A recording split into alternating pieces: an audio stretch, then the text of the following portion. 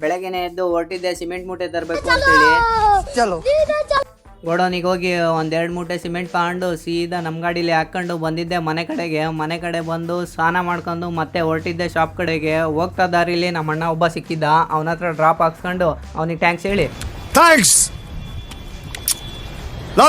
ತಿಂಡಿ ಮಾಡಿ shop open ಮಾಡಿದೆ. ಶಾಪ್ ಓಪನ್ ಮಾಡಿ ಒಂದು ಸ್ವಲ್ಪ ಹೊತ್ತರಲ್ಲೇ ಕಸ್ಟಮರ್ ಬಂದು ಡಿಸ್ಪ್ಲೇ ಹೋಗಿದೆ ಅಂತಂದ್ರು. ಅಷ್ಟ್ರಲ್ಲಿ ನಮ್ಮ ಅಣ್ಣ ಒಬ್ಬ ಬಂದ.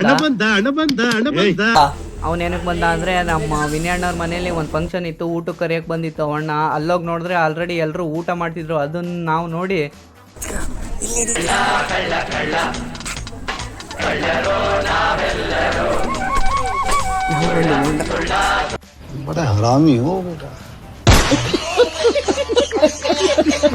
ಅಲ್ಲಿಂದ ಮತ್ತೆ ಬಂದಿದ್ದೆ ಶಾಪ್ ಕಡೆಗೆ. ಅಷ್ಟರಲ್ಲಿ ಪಾರ್ಸಲ್ ಬಂದಿತ್ತು ಅಂತೇಳಿ ಪಾರ್ಸಲ್ ಇಸ್ಕೊಂಬಂದು ಏನೇನಿದೆ ಅಂತ ನೋಡಿದೆ. ಆಮೇಲೆ ಕಸ್ಟಮರ್ ಒಬ್ರು ಬಂದರು ಅಂತೇಳಿ ಚಾರ್ಜರ್ ಕೊಟ್ಟೆ.